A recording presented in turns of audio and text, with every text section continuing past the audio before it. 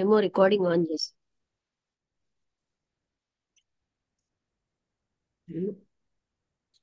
ఆనంద్ కుమార్ గారు వచ్చారు.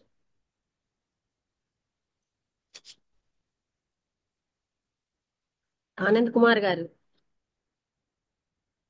ఇంట్రడ్యూస్ చేయండి, టైం అయింది కదా. ఆ, నమస్తే లక్ష్మి గారు. నమస్కారం. ఆ, ఆ, వెంకటేశ్వరరావు గారిని వెంకటేశ్వర గారు పరిచయం చేయండి. ఆ, అండి. ఈరోజు మన weekly online Zoom study regular గా జరుగుతుంది. అది మీ అందరికీ తెలిసిన విషయం. సో మరి ఈ రోజు టాపిక్ ని తీసుకున్న వారు డాక్టర్ ఎస్ వెంకటేశ్వరరావు గారు.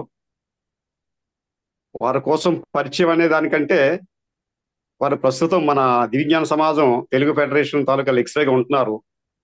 ఈ సందర్భంగా ఆ ఒక్క విషయం చెప్పి టాపిక్ లోకి మనం వెళ్తున్నాము. సో వారు తీసుకున్న టాపిక్ విద్యా లక్ష్యము దివ్యజ్ఞాన సమాజ దృష్టిలో. వెంకటేశ్వరరావు గారు నమస్కారం అండి. నమస్కారం. మీరు నమస్కారం. ఈరోజు తీసుకున్న ఏదైతే టాపిక్ ఉందో దాన్ని ప్రారంభించవలసిందిగా కోరుతున్నాం సార్. మేడం గారు ప్రార్థన చేస్తారు. అది ప్రార్థన అన్నది అవసరము. ఓకే. మర్చిపోయి విన్నా, నేను ఇంతవరకు చేయలేదు మూడు మీటింగ్ అదే లో. అదే నేను ఓకే. అనుకున్నాను, నేనే చెప్పాలనుకున్నాను వెంకటేశ్వరరావు గారికి. O hidden life vibrant in every atom. O hidden light olden life shining in every creature. O hidden love, embracing all in oneness, may each who feels himself as one with thee know he is also one with every other. Shanti, Shanti, Shanti. Venkateswararao గారు. రఘురామారావు గారు కూడా వచ్చారు.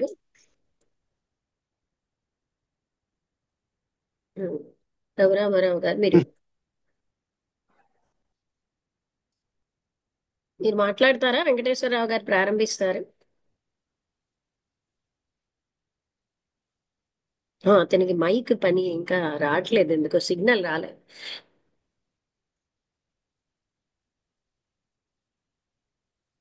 వెంకటేశ్వరరావు గారు మీరు start చేయండి.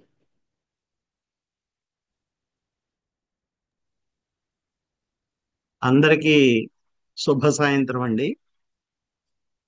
నన్ను introduce చేసినటువంటి మన తెలుగు ఫెడరేషన్ ప్రాపగేషన్ సెక్రటరీ గారు ఆనంద్ కుమార్ గారికి, తెలుగు ఫెడరేషన్ కార్యదర్శి రఘురామారావు గారు, మన తెలుగు ఫెడరేషన్ విజ్ఞాన గని లక్ష్మి గారికి, సిలార్ సాహెబ్ గారికి అందరికీ ముందుగా నమస్కారం.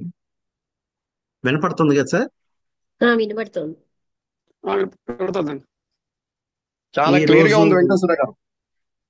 ఈ రోజు మనం అధ్యయనం చేద్దాం అనుకున్నటువంటి విషయాంశం దివ్య జ్ఞాన సమాజ దృష్టిలో విద్య యొక్క లక్ష్యం ఏమిటి.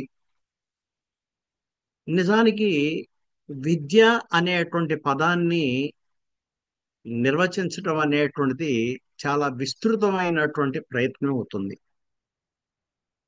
Education is the manifestation of the perfection already in man అని మనం తరచుగా వివేకానందుడి యొక్క సూక్తిని మనం చెప్పుకుంటూ ఉంటాం. గాంధీ గారు ఏదైతే ఆత్మగుణాన్ని ప్రేరేపిస్తుందో దాన్ని మాత్రమే విద్య అనండి. భారతీయ దార్శనికులు విద్య అనేటువంటి పదం విద్ అనేటువంటి పదం నుంచి, వాస్తవానికి వేదం అనే పదం కూడా విద్ నుంచి గ్రహించబడింది. ఆ విద్ అంటే తెలుసుకోవటం. ఏమిటి తెలుసుకోవటం అంటే the highest reality in the universe is nothing but know thyself. తన్ను తాను తెలుసుకోవటమే. సరే, విద్య అనేటువంటి దానికి పరిపూర్ణమైనటువంటి నిర్వచనంగా మనం ఆంగ్లంలో గనక ఒక పదాన్ని కాయిన్ చేద్దాం అనుకుంటే that is nothing but wisdom. విద్య అనేటువంటిది విజ్ఞానానికి జ్ఞానానికి పరిమితమైనటువంటిది కాదు. విఘ్నత వివేకం యొక్క సంపూర్ణమైనటువంటి రూపంగా మనం చెప్పవచ్చు. అసలు ఈ విద్య అనేటువంటి దాన్ని దివ్యజ్ఞాన సమాజం ఏ దృక్పథంలో తీసుకున్నది అని గనక మనం ఆలోచించినట్లయితే, మొట్టమొదటిగా మేడం బ్లావెట్స్కి అనేటువంటి ఆవిడ తన కీటు థియాసఫీ అనేటువంటి గ్రంథంలో విద్యకు సంబంధించినటువంటి నిర్వచనాన్ని చాలా స్పష్టంగా, పారదర్శకంగా ఆవిడ విశ్లేషించడం అనేది జరిగింది. ఒక్కసారి ఆ భావాన్ని నేను చదువుతానండి తెలుగులోనే. ఆ,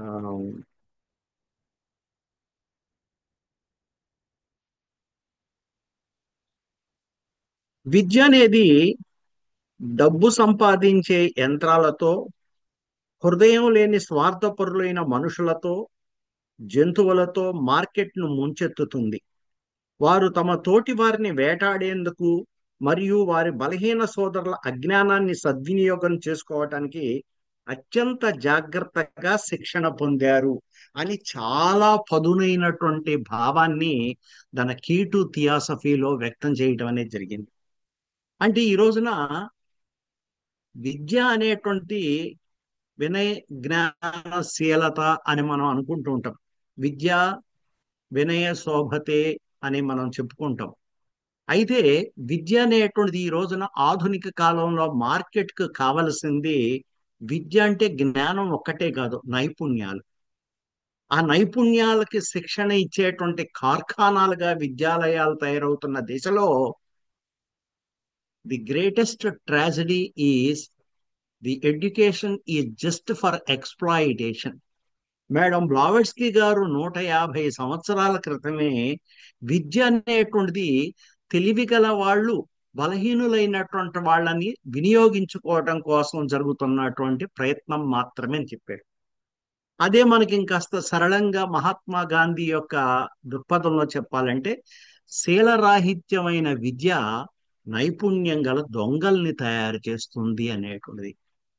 as long as we are more learned, we are behaving like as unlearned. విద్యావంతులైనటువంటి నేర్చుకున్నటువంటి వాళ్ళు రోజు రోజుకి అధపాతాళానికి దిగిపోవడానికి because of the lack of the conduct and vision of the or the perspective of the education in a proper way. సరే, ఏదైనప్పటికీ madam Blavatsky గారి తర్వాత కల్నల్ ఆల్కాట్ గారు కూడా విద్యారంగానికి సంబంధించి తాను చాలా స్పష్టమైనటువంటి భావోద్వేగంతో తన యొక్క ఆలోచనని వ్యక్తపరచడమే కాకుండా దానికి తగ్గ కార్యాచరణ కూడా చేపట్టారు. పర్యవసానంగా 1894లో వారు మొట్టమొదటగా అడయార్లో ఒక విద్యా సంస్థని, ఆ టెన్నిసెట్లో ఆ తర్వాత మైలాపూర్లో ఇలాగా 5 ప్రాంతాల్లో పాఠశాలలు నెలకొల్పి ఆనాడు 6 కోట్ల జనాభా కలిగినటువంటి భారతీయుల్లో పంచములుగా భావించేటువంటి నిమ్న వర్గాలు అనేటువంటి వాళ్ళకి విద్యను అందించడం అనేటువంటి చాలా అవసరం అనే ఉద్దేశంతో అడయారుతో ప్రారంభమైనటువంటి 45 మంది విద్యార్థులతో ప్రారంభమైన ప్రాథమిక పాఠశాల కేవలం నిమ్న వర్గాలకి దూరమైనటువంటి విద్యని వారికి అందించాలనే సదుద్దేశంతో ప్రారంభిస్తే వీటన్నింటిని సమగ్రంగా సమన్వయం పరిచి 1914లో ఎన్బిసెంట్ ఒక విద్యా ఆల్కాట్ లాడ్జి ఆధ్వర్యంలో థియోసాఫికల్ సొసైటీ యొక్క ఆర్డర్లో ఒక కేంద్రీకృతమైన వ్యవస్థను ఏర్పాటు చేయడం జరిగింది. ఆ తర్వాత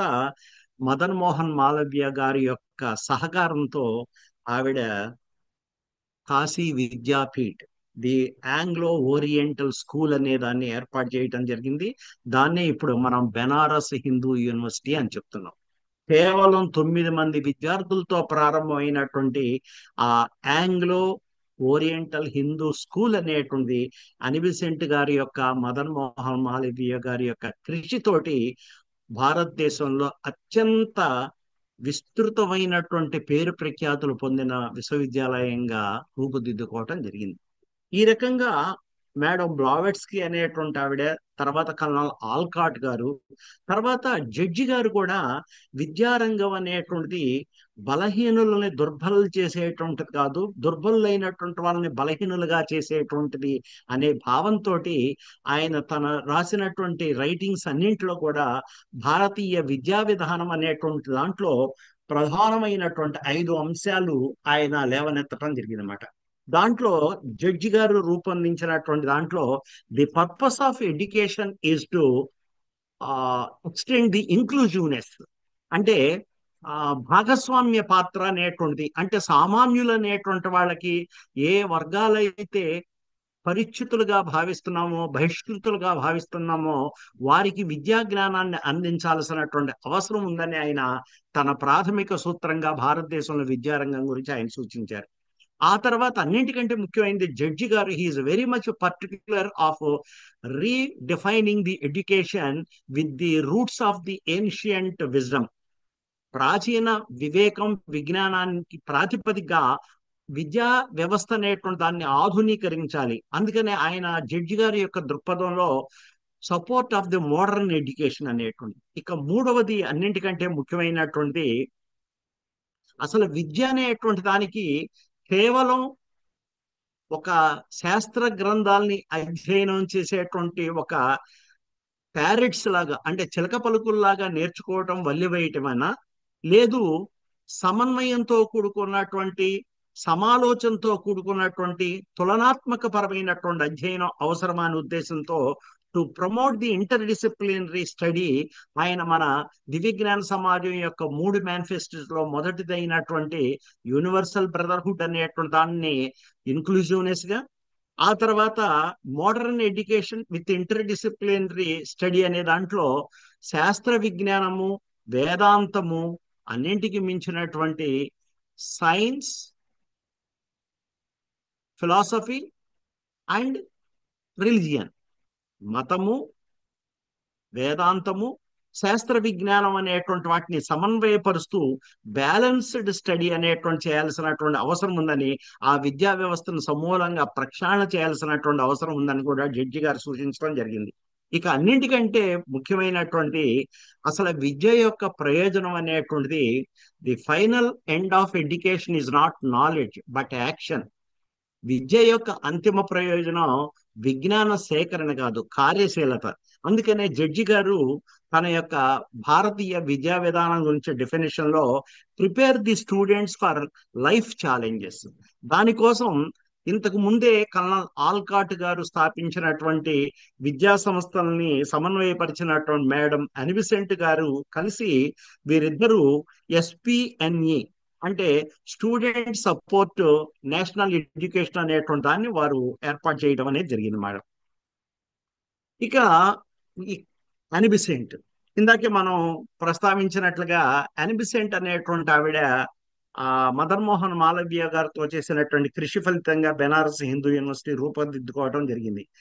ఇక్కడ మనం దివ్య జ్ఞాన సమాజం పర్స్పెక్టివ్ కి పరిపూర్ణమైనటువంటి ఒక రూపురేఖలు తెచ్చినటువంటి మహనీయుడు, ఏమాత్రం కూడా సంకోచం లేకుండా చెప్పాల్సినటువంటి వ్యక్తి జిడ్డు కృష్ణమూర్తి గారు. His commentaries on education in fact an elaborate subject. విద్యా వ్యవస్థ పైన జిడ్డు కృష్ణమూర్తి గారు చేసినటువంటి ప్రయోగాలు కానివ్వండి, ఆయన ఆలోచనలు కానివ్వండి, ఈ రోజున ప్రపంచవ్యాప్తంగా అనేక అభివృద్ధి చెందినటువంటి దేశాల్లో విద్యారంగంలో పాటిస్తున్నారు. వాటిలో ముఖ్యమైనటువంటిది ఇంగ్లాండ్ లో సమ్మర్ హీల్ ఎడ్యుకేషన్ అనేటువంటిది. నిజానికి జిడ్డు కృష్ణమూర్తి గారు ఆనాడు తను వ్యక్తిగతంగా విద్యారంగంపై చేసినటువంటి పరిశోధనలు, ప్రయోగాలు నేపథ్యంలో మాంటిసోరీ విద్యా వ్యవస్థ ఆల్రెడీ ఉన్నటువంటి దశలో దాన్ని మరింతగా రిఫైన్ చేయటానికి జిడ్డు కృష్ణమూర్తి గారు తన పంధాలో వెళ్ళటం జరిగిందన్నమాట. ఈ రోజున ఇంగ్లాండ్ లో ఉన్నటువంటి సమ్మర్ హీల్ అనేటువంటి ఎడ్యుకేషన్ సిస్టమ్ అంతా కూడా ప్రకృతిలో మమేకమయ్యేటువంటి విద్య అనేటువంటిది మాత్రమే నిజమైన విద్య. అలాగే మనకు ఆచార్య రవీంద్రనాథ్ ఠాగూర్ తన శాంతినికేతనంలో కూడా అనుసరించినటువంటిది విద్య. వాస్తవంగా చెప్పాలంటే 2-3 వేల సంవత్సరాల క్రితం మనకు ఆనాడు సోక్రటిస్ కానివ్వండి, ఆ తర్వాత ఫ్రెంచ్ విప్లవ కాలంలో రూసో గాని చెప్పిన మాటలు మనకు రవీంద్రనాథుడి యొక్క మాటల్లో ప్రతిధ్వనిస్తుంది. వి పిల్లలకి విద్యను అందించడమే కాదు, విద్య నుంచి కాపాడటం కూడా అవసరం అన్నారు. అదే భావాన్ని మనకు జిడ్డు కృష్ణమూర్తి గారు కూడా చెప్పడం జరిగింది.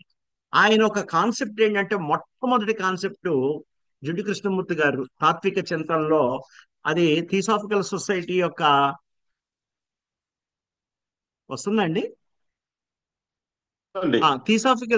థియోసాఫికల్ సొసైటీ యొక్క ఆ దృక్పథంలో, providing education to the children is not enough, retraining the teachers in a proper perspective is the most important one అన్నాడు.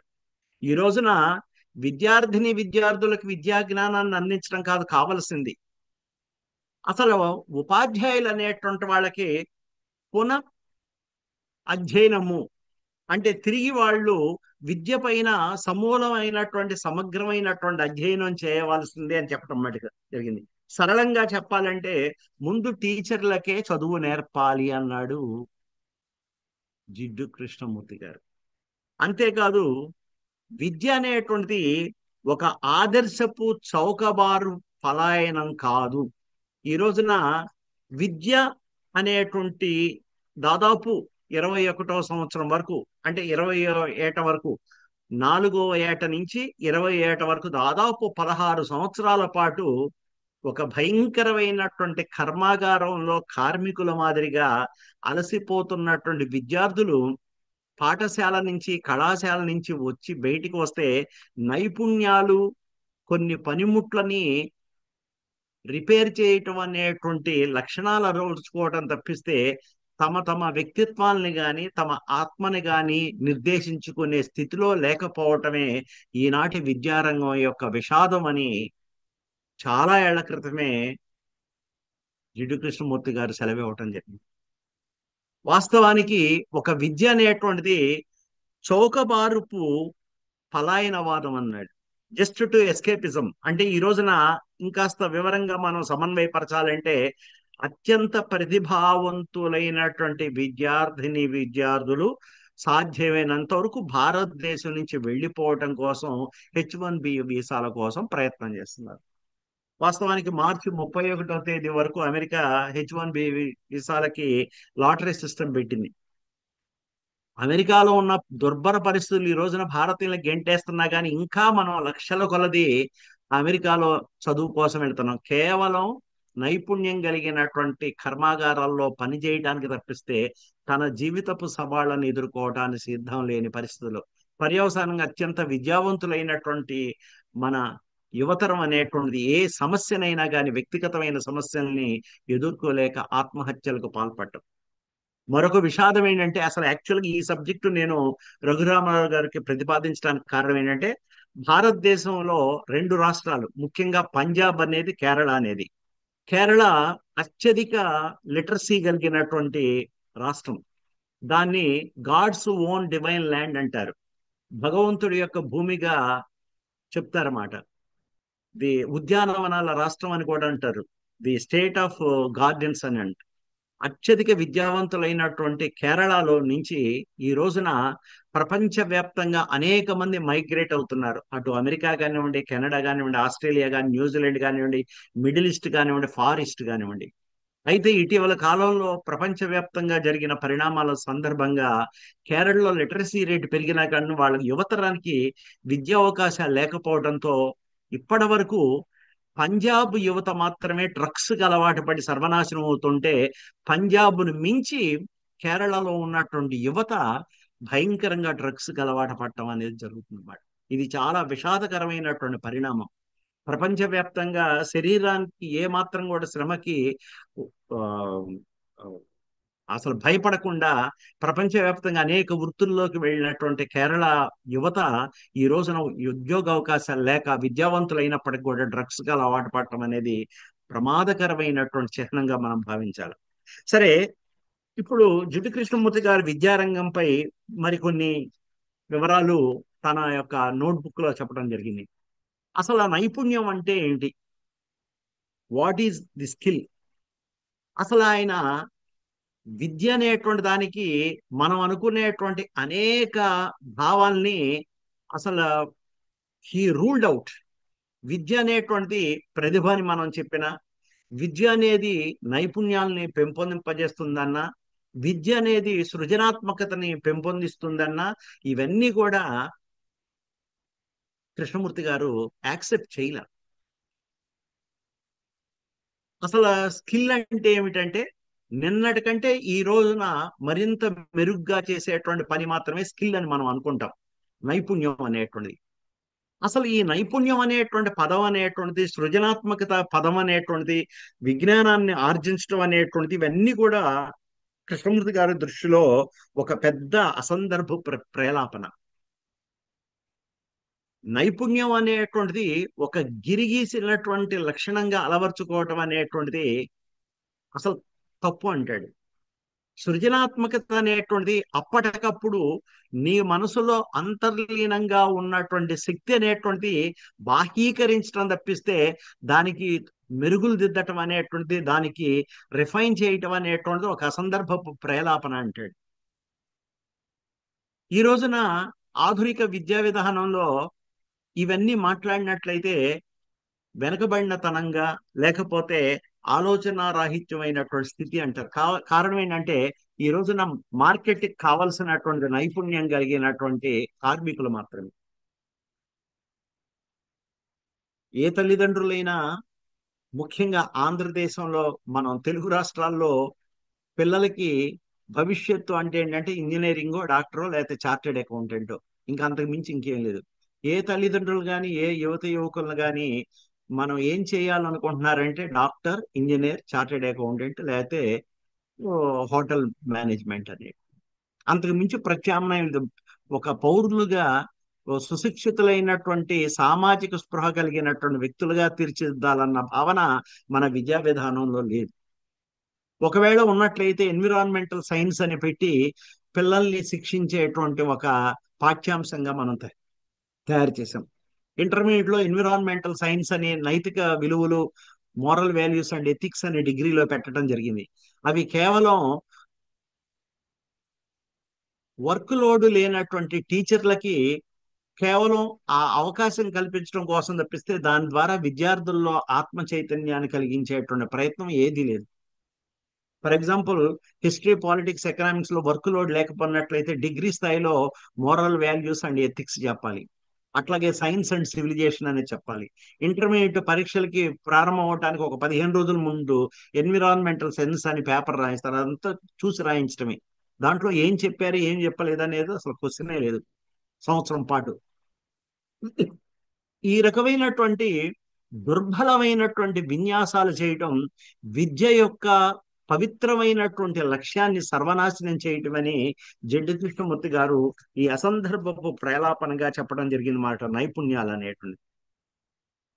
అసలు జడ్డి కృష్ణమూర్తి గారు ఏ స్థాయికి వెళ్ళారంటే అసలు మనం విద్యారంగం గురించి ఆలోచించటము, మేధోమథనం చేయటం, చర్చోపచర్చలు చేయటం కాదు, నీలో ఈ ఆత్మగుణాన్ని ప్రేరేపించేటువంటి అవగాహన కనుక ఉన్నట్టు నీవే పాఠశాల స్థాపించాలి, మనమే పాఠశాల స్థాపించాలన్నాడు. ఆ రకంగా దివ్య జ్ఞాన సమాజం అనేటువంటి బిసెంట్ కాలేజ్ అనేటువంటిది మనకు మదనపల్లిలో స్థాపించడం జరిగింది. వాస్తవానికి విద్య యొక్క సంపూర్ణమైనటువంటి నిర్వచనానికి అనుగుణంగా రవీంద్రనాథ్ ఠాగూర్ యొక్క శాంతి నికేతన్కి అనుగుణమైనటువంటి భావజాలంతో మదనపల్లిలో కొంతకాలం ఆ విద్యా సంస్థ వర్ధిల్లటం అనేది మనకు తెలిసినటువంటిది. అది కృష్ణమూర్తి గారి యొక్క పర్యవేక్షణలో. కాబట్టి ఈ పాఠశాల స్థాపించి నీవేదైతే ఆత్మగుణాన్ని ప్రేరేపించేటువంటి భావజాలం అనుకుంటున్నావో నీ మనసుని పిల్లలతో పంచి వాళ్ళని చైతన్యశీలురైనటువంటి యువతగా మలచడానికి ప్రయత్నం చేయాలంటాడు. అదే మనం చాలా సందర్భాల్లో ఆ అనుకుంటాం. ఆ పూజ్య గురుదేవుది రవీంద్రనాథ్ ఠాగూర్ అన్నట్లుగా చీకటిని నిందిస్తూ కూర్చోమాక చిరుదీపం వెలిగించమని. అలాగా కృష్ణమూర్తి గారు నీవే పాఠశాలని నెలకొల్పు అనేటువంటి భావాన్ని వ్యక్తం చేయటం జరిగిందన్నమాట. నిజానికి ఈ విద్యారంగానికి సంబంధించి ప్రాథమిక స్థాయిలో విద్యార్థులతో మమేకమైనటువంటి లక్ష్మి గారికి ఇప్పుడు నేను చెప్పేటువంటి విషయాల్లో చాలా ఆవిడ ఆచరించి చూపించినటువంటి విషయాలు మనందరికీ తెలుసు. ఇక విద్య ఒక సృజనాత్మకమైనటువంటి కళ అంతర్లీనంగా ఉన్నటువంటి అభివ్యక్తీకరణ మాత్రమే. విద్య అనేటువంటి కేవలం వివేకాన్ని కలిగించేదో విజ్ఞాన సంపత్తిని కలిగించేదో కాదు. జీవన కళ అనేటువంటి it is nothing but the art of living. So ఆవిడ దాని గురించి చాలా సమగ్రమైనటువంటి దృక్పథంతో విశ్లేషించడం అనేది జరిగింది.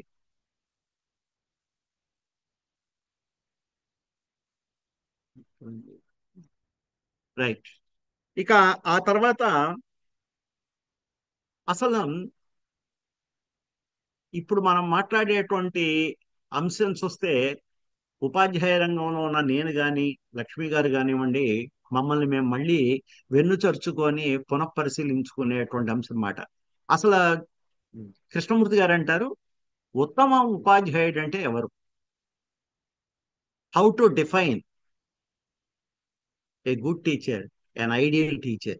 ఈ రోజున విద్యారంగంలో అంటే ప్రాథమిక స్థాయిలో కానీ, జిల్లా పరిషత్ స్థాయిలో కానీ, కళాశాల స్థాయిలో కానీ, విశ్వవిద్యాలయంలో కానీ ఉత్తమ ఉపాధ్యాయుడు అంటే ఎవరికి వాళ్ళు పర్సనల్ ప్రొఫైల్ అనేటువంటిది పెట్టుకోవాలి. ఎంత బరువైనటువంటి దస్తావేజులతో కూడుకున్నట్టు డాక్యుమెంట్స్ పెడితే వారికి ఉత్తమ ఉపాధ్యాయుడు అనేటువంటి అవార్డు ఇవ్వడం అనేది జరుగుతుంది అన్నమాట. విద్యార్థులు ఉత్తమ ఉపాధ్యాయుడు ఎప్పుడు కూడా తరగతి గదిలోనే కాకుండా బయట విద్యార్థుల యొక్క జీవితకాలం అంతా కూడా సజీవంగా నిలబడిపోతాడు. అది ఉత్తమ ఉపాధ్యాయుడి యొక్క లక్షణం. ఒక ఉపాధ్యాయుడి యొక్క ఉత్తమత్వం అనేది అతడు తన యొక్క మేధోపరమైనటువంటి విన్యాసాన్ని ప్రదర్శించుకోవడం ద్వారా జరగదు. కేవలం ఉపాధ్యాయుడి యొక్క మూర్తిమత్వం అనేటువంటి విద్యార్థులు అనేటువంటి వాళ్ళ పైన చెరగని ముద్ర వేస్తుంది. జీవన విలువలు అనేటువంటివి నేర్పించినటువంటి వాడు మాత్రమే ఉత్తమ ఉపాధ్యాయుడు అని కృష్ణమూర్తి గారు చెప్పడం జరిగింది. మరి ఇవి కూడా కేవలం ఒక కసరత్తు ద్వారా, ఒక ప్రయత్నం ద్వారా జరగాలనేటువంటి భావన ఎప్పుడైతే మనసులో స్ఫురించిందో అక్కడ పతనం ప్రారంభమైనట్లు కూడా ఆయన చెప్తాడు. అసలు ఏదైనా కానీ you must have to free from the fabricated ideas. ఒక ఖండితమైనటువంటి ఆలోచనలు, భావాల నుంచి బయటపడాలి. Freedom from the established laws and principles. ఇంతకు ముందే ఏర్పరచుకున్నటువంటి సూత్రాలు, వినిగమనాలు, కన్క్లూజన్స్ అనేటువంటి వాటి నుంచి విముక్తి కావడమే నిజమైనటువంటి విద్య అంటాడు. అది మాత్రమే నిజమైనటువంటి కళ అంటాడు మాట. కాబట్టి ఉత్తమ ఉపాధ్యాయుడు ఎవరయ్యా అంటే విద్యార్థుల్లో సహజ సిద్ధమైనటువంటి ఆ జీవన విలువలు అనేటువంటి వాటిని వెలికి తీసుకొచ్చి తనను తాను ఎప్పటికప్పుడు సానబరుచుకునేటువంటి వాడే ఉత్తమ ఉపాధ్యాయుడు అని చెప్పడం జరిగింది.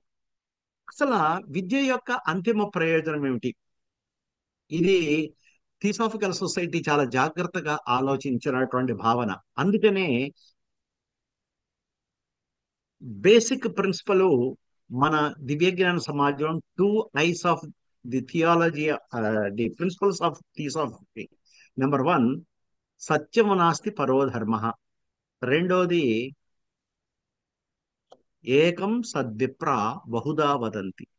వీటిని చాలా బ్యాలెన్స్డ్ గా తన విద్యా విధానంలో రూపకల్పన చేయటం కోసం వాస్తవంగా టిఓఎస్ కూడా థియోసాఫికల్ ఆర్డర్ ప్రధానమైన లక్ష్యం కూడా దీన్ని దృక్పథంలో పెట్టుకుంది. సత్యాన్ని మించి ఆ సత్యం ఏమిటంటే మనల్ని మనం తెలుసుకోవడం అనేటువంటి సర్వోన్నతమైనటువంటి సత్యం. Know thyself is the highest reality. అంతకు మించిన డెఫినేషన్ లేదు. ఇక అనేక మార్గాలు మనకు ఉపనిషత్ మార్గాలు, అనేక మార్గాలు చెప్పి సత్యాన్వేషణ కోసం. అవి వేదాంగాలు అంటాం, లేకపోతే షడ్దర్శనాలు అంటాం.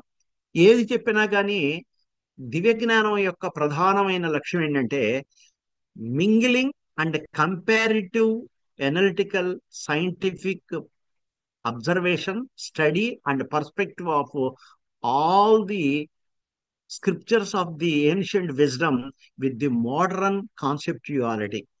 ఆధునిక జీవనంలో వస్తున్నటువంటి మార్పులు అనేటువంటి వాటిని సమన్వయం చేసుకుంటూ ప్రాచీన వివేకానికి సంబంధించినటువంటి జ్ఞానం అనేటువంటి దాన్ని పరిపుష్టం చేయటం కోసం తులనాత్మకంగా, పరిశోధనాత్మకంగా, ప్రయోగాత్మకంగా, శాస్త్రీయ పరంగా, హేతుబద్ధమైనటువంటి నిర్వచనాలతో సమన్వయపరుస్తూ నడవటమే అసలు సిసలైనటువంటి విద్యా ప్రయోజనం అనేటువంటి కృష్ణమూర్తి గారు చెప్పటం జరిగిందన్నమాట.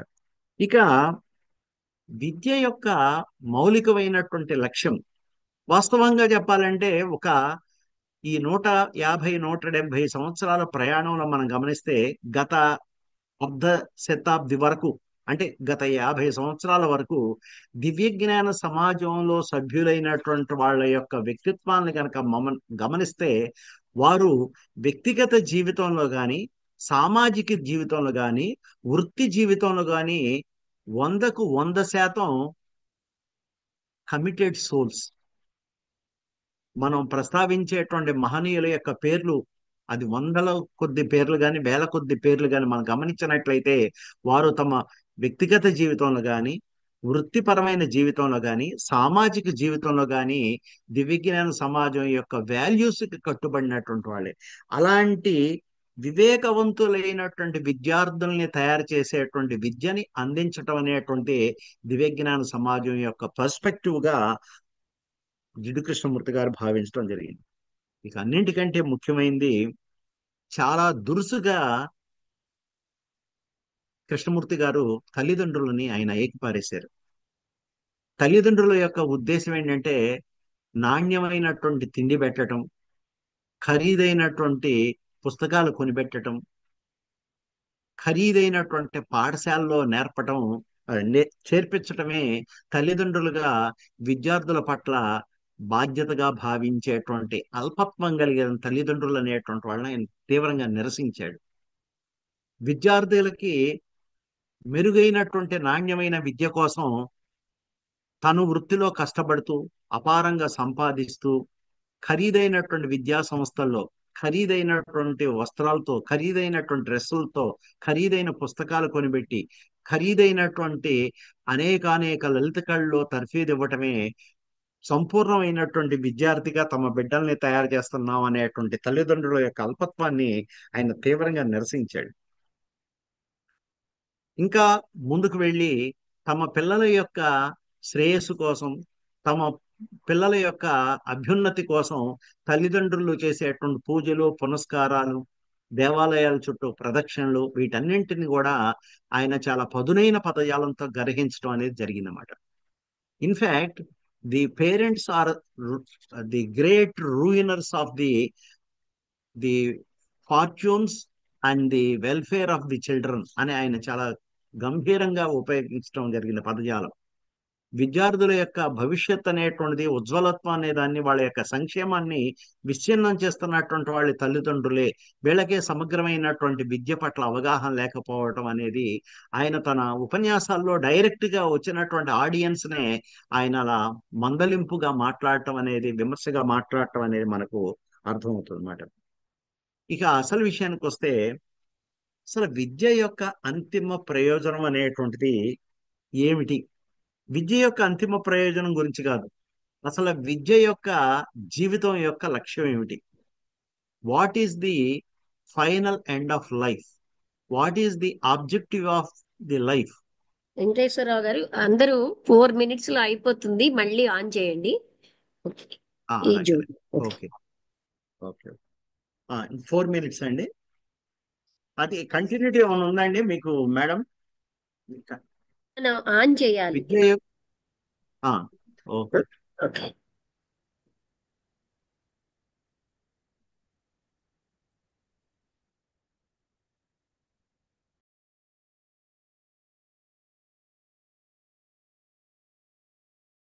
మీరు కంటిన్యూ చేయండి వెంకటేశ్వరరావు గారు.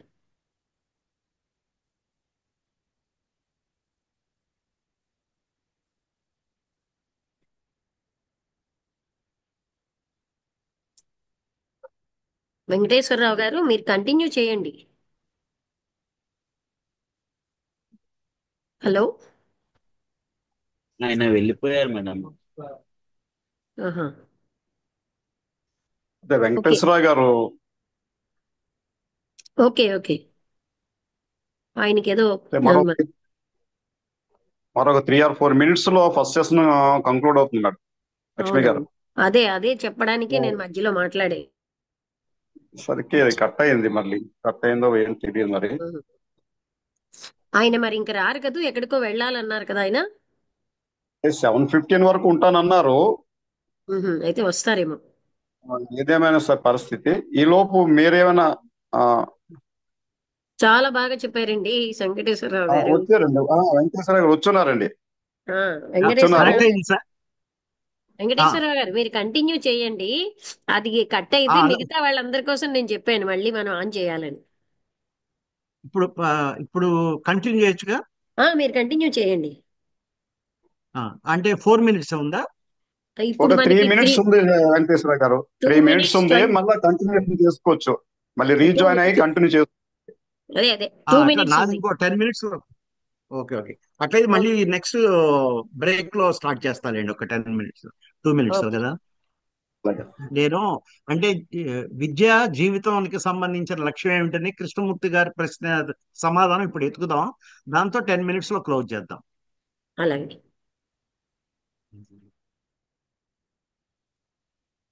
నాయుడు గారు, ప్రసన్న గారు, రాజేష్ గారు, రమణ గారు, సూర్యవతి గారు జాయిన్ అయ్యారు.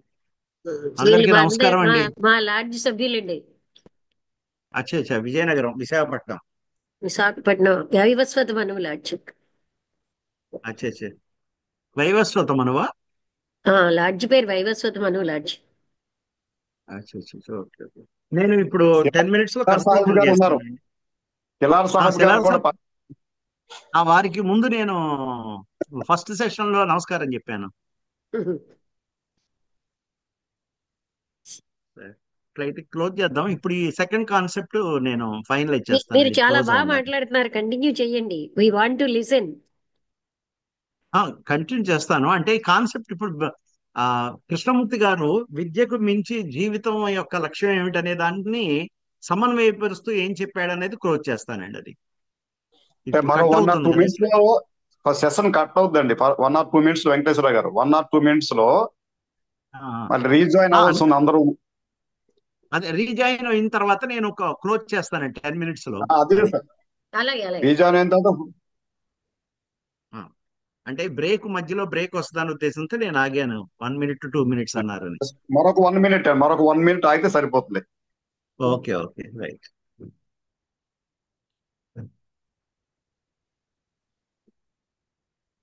థింక్ ఆఫ్ దీస్ లైన్స్ అనే పుస్తకంలో మీరు చెప్పినట్టుగా కృష్ణమూర్తి గారు చెప్పారు. చిన్న అదే పిల్లలకి మేడం. అవును మేడం. ఇప్పుడు ఇదంతా కూడా మీరు చెప్పిన పుస్తకం